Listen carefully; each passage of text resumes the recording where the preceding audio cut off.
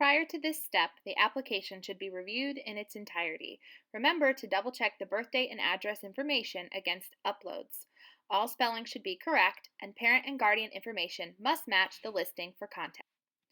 At this point, I'm going to use the Set Enrolled button to input the student ID number of the student I'm trying to enroll.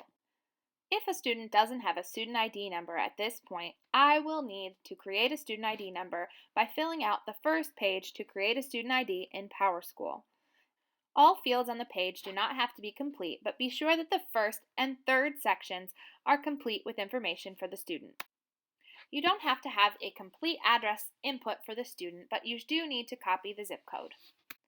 If a student already has a student ID number, I will copy that student ID number from Powerschool and hit Verify ID.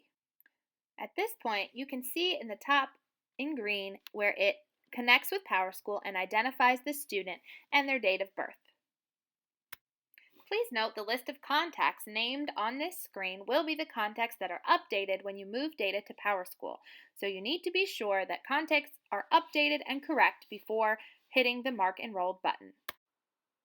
If any of the data in the Scribbles application doesn't match what's already in Powerschool, you'll get an error that looks like one of these, saying that the date of birth or the name doesn't match what's already existing in Powerschool. At this point, I'm ready to select Mark Enrolled to move the student to Powerschool. When the process is complete, I'll get a check mark in this box that tells me that the Powerschool integration is complete.